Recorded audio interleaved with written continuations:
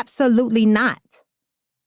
Zanai James shook her head and crossed her arms as she stared down her best friend in the whole world, Morgan Grandin. Considering the smile spreading on her friend's lips, Zanai was doubtful Morgan was taking her objection seriously.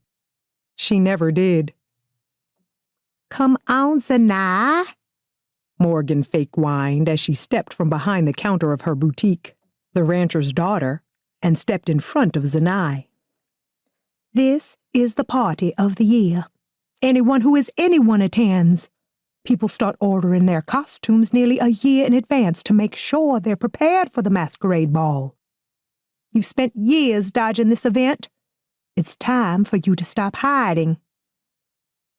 Self-conscious about the truth her friend was hurling at her, Zanai looked down at the top of her very sensible Mary Jane-styled shoes. Morgan, I appreciate what you're trying to do, but it won't work. I don't fit into spaces like these. Books, science, research.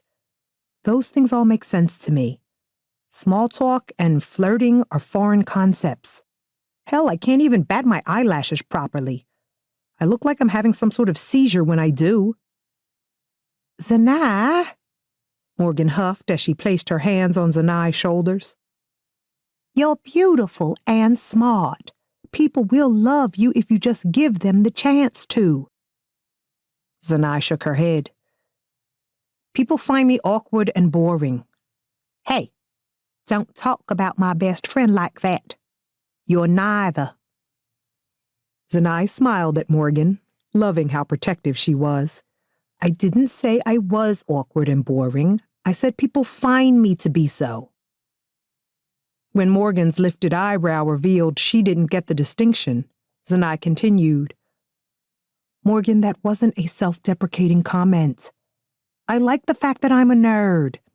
I wear that badge proudly. It's just, I'm smart enough to know other people don't appreciate that quality in me. So I stay away from them and live my best STEM life. Morgan gave her a sad smile. Zanai knew her friend didn't pity her. Morgan just didn't think it was healthy for anyone to spend so much time alone.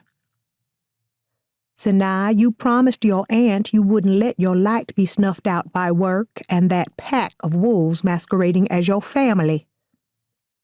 Guilt and grief tugged at the edges of Zanai's heart at the mention of the only loving influence she'd had in her life since her mother died when she was a child.